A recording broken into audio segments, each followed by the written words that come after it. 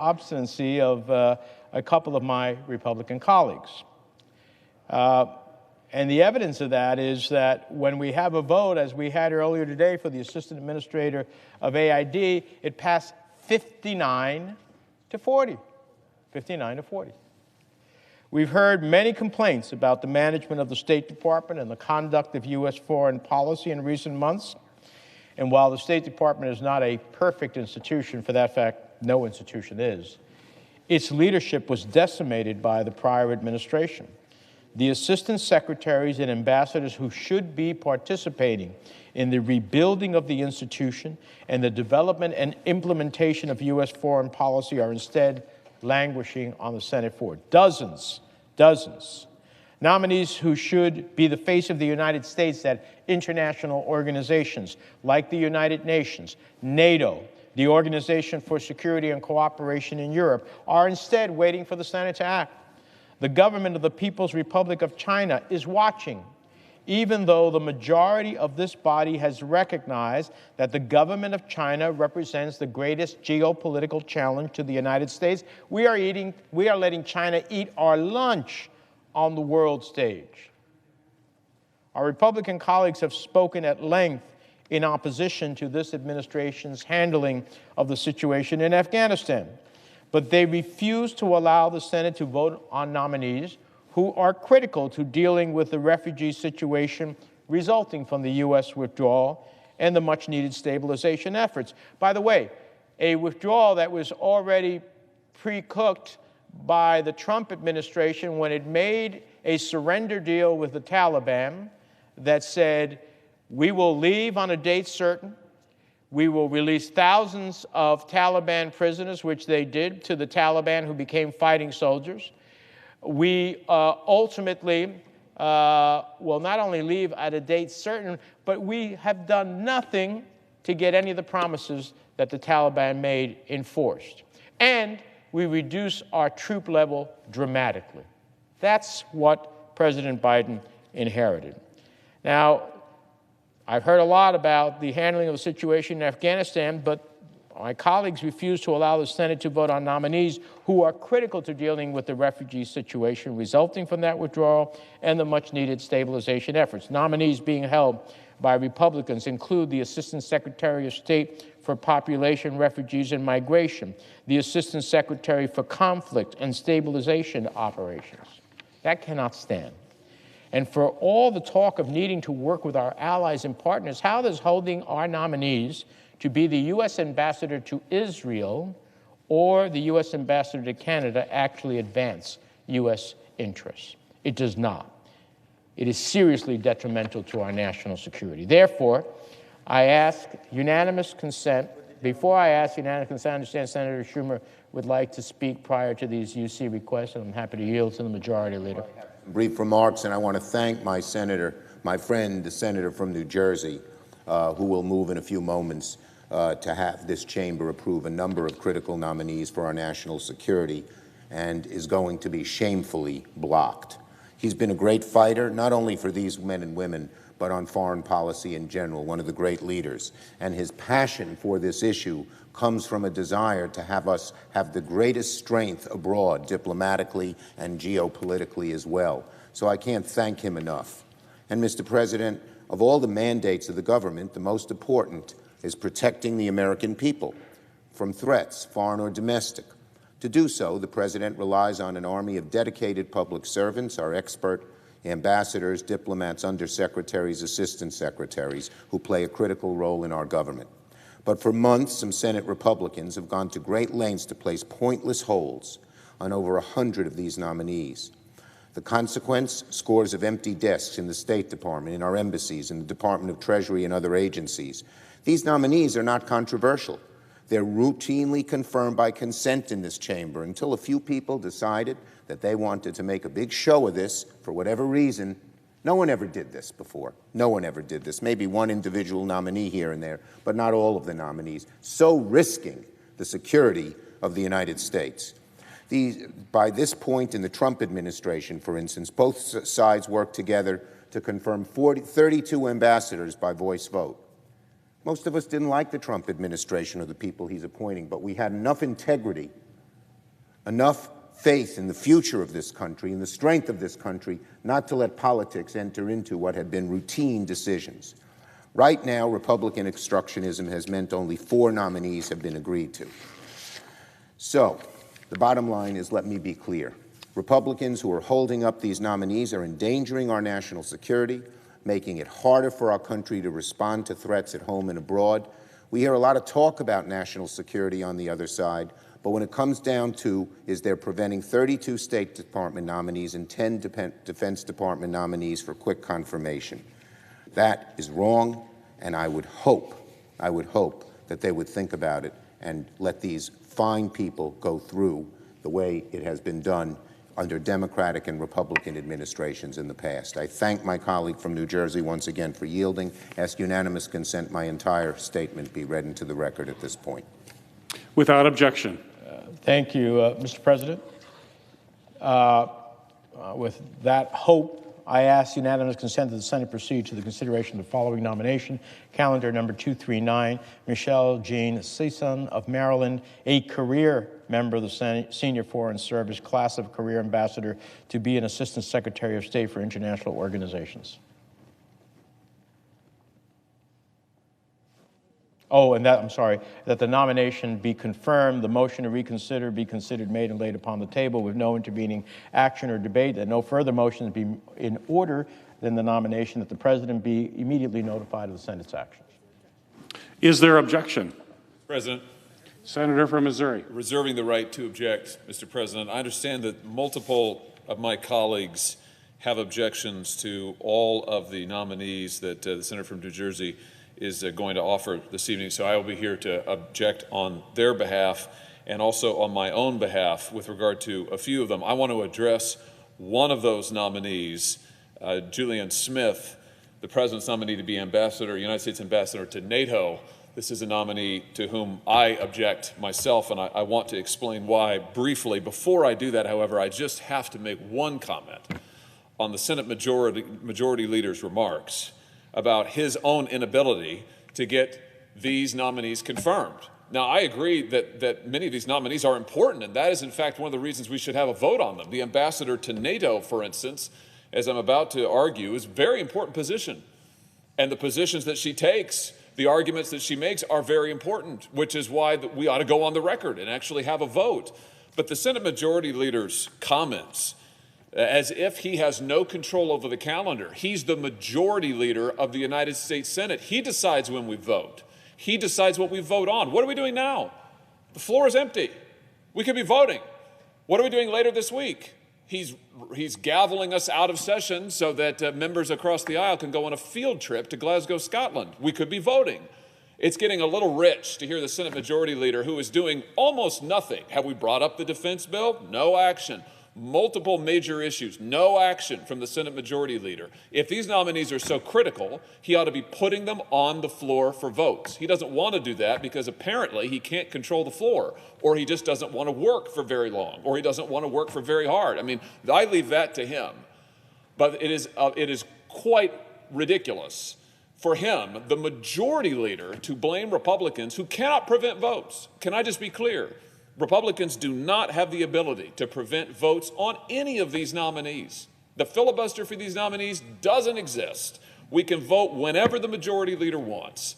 It's his decision when to bring them to the floor. Now, I want to comment just on one briefly, on Julian Smith, one nominee tonight to whom I object. This is the President's nominee, as I said a moment ago, to be the next United States Ambassador to NATO. I bet the Senator from New Jersey and I can agree that this is a very important position. I'm sure the Senator believes that, and I agree with him 100%. And I just want to take a minute to say why I think it's important and why I think we need to vote, actually vote on her nomination.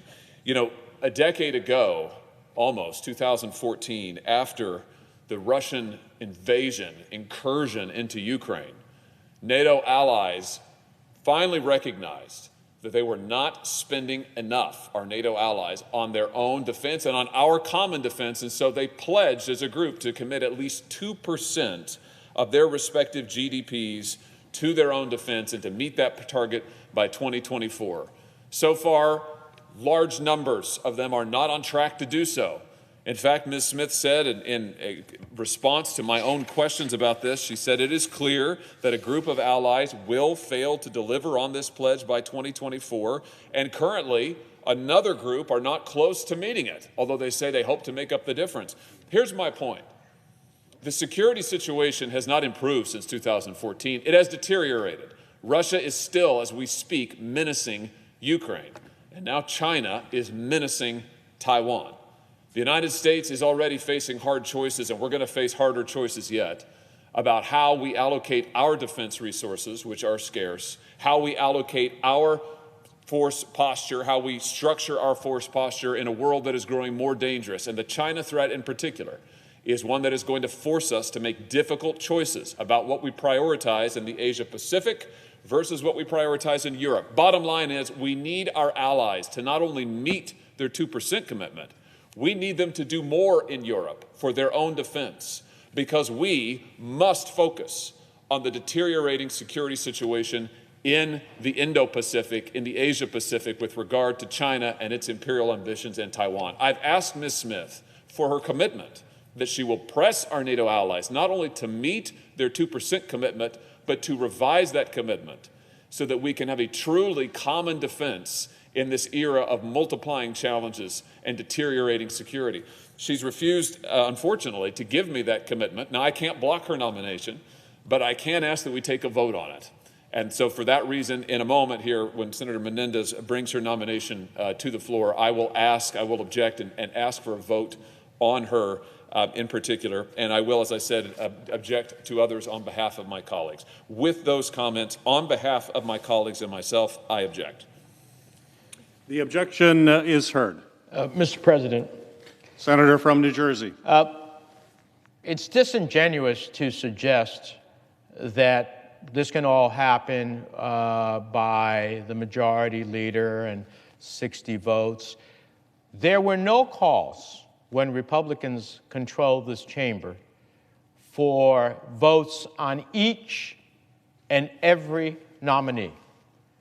On the contrary, as the leader said, large numbers of Trump nominees to the State Department for ambassadorial or State Department positions were passed unvoiced.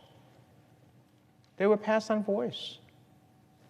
And I don't know, in the case of NATO, I think the nominee made it very clear before the committee. I know that our colleague is not a member of that particular committee, but she made it very clear before the committee that she was advocating for all of our allies to reach their 2% commitment. And what better way to achieve it than to actually have an ambassador at NATO to pursue that goal? But if you don't have anybody there, guess what? You can't pursue that goal.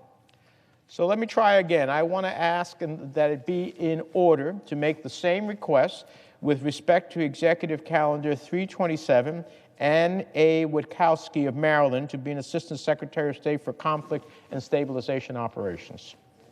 Is there objection? Mr. President, on behalf of my colleagues and myself, I object. The objection is heard. Okay, so we will continue to have conflict and stabilization without anybody being in charge. I ask that it be in order to make the same request with respect to Executive Calendar 318, Christopher P. Liu of Virginia to be representative of the United States of America to the United Nations for UN Management and Reform with the rank of ambassador. Is there objection? Mr. President, on behalf of my colleagues, I object. The objection is heard. Here's an example. We want reform at the UN, but we can't put the person there in charge of helping us reform the UN. I ask that it be in order to make the same request with respect to Executive Calendar 462, Julieta Valls Noyes of Virginia, career member of the Senior Foreign Service, class of career minister, to be an Assistant Secretary of State, Population, Refugees, and Migration. Is there objection? Mr. President, on behalf of my colleagues and myself, I object. The objection is heard. All right. Heard a lot of my colleagues talk about how we should get more SIV people from Afghanistan. This is the person who could help us do it. I ask that it be in order to make the same request with respect to Executive Calendar 437, Julianne Smith of Michigan to be the United States Permanent Representative on the Council of the North Atlantic Treaty Organization with a rank and status of Ambassador Extraordinary and Plenipotentiary. Is there objection? Mr. President, I object. The objection is heard. I ask that it be in order to make the same request with respect to Executive Calendar 461, Marcia Stephens Bloom Bernacat of New Jersey, a career member of the Senior Foreign Service class of the Minister Council, to be Director General of the Foreign Service.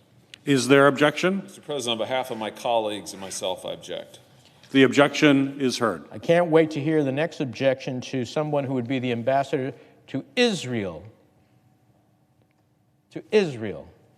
I ask that it be in order to make the same request with respect to Executive Calendar 452, Thomas R. Nides of Minnesota to be the Ambassador Extraordinary and Plenipotentiary of the United States of America to the State of Israel. Is there objection? Mr. President, on behalf of my colleagues, I object. The objection is heard. So we will have no ambassador in Israel as we deal with the challenges of Iran and others in the region. It is mind-boggling. All of those who get up here and talk about our ally, the State of Israel, the importance of the State of Israel, but we won't have an ambassador there to help us meet the challenges that Israel has. I ask that it be in order to make the same request with respect to Executive Calendar 443, Michael Carpenter of the District of Columbia to be the U.S. representative to the Organization for Security and Cooperation in Europe with the rank of ambassador. Is there objection? Mr. President, on behalf of my colleagues, I object. The objection is heard. Well, let's see if we get a lucky one. I ask that it be in order. Let me withdraw that. I ask unanimous consent that the Senate proceed to the consideration of the following nomination. Executive Calendar number 453, David M. Cohen of Pennsylvania to be Ambassador Extraordinary and Plenipotentiary of the United States of America to Canada. That the Senate vote on confirmation of the nomination. The motion to reconsider be considered laid upon the table with no intervening action or debate. That no further motions be in order to the nomination. That the President be immediately notified of the Senate's action. Is there objection? Without objection. The clerk will report. Nomination, Department of State, David L. Cohen of Pennsylvania to be Ambassador Extraordinary and Plenipotentiary of the United States of America to Canada. The question appears on the nomination. Yeas and nays? All those in Oh, I'm sorry, withdraw that. all those in favor will say aye. Aye. Opposed, nay. The ayes appear to have it. The ayes do have it. The nomination is confirmed. Thank you, Mr. President. Mr. President. The senator from Ohio.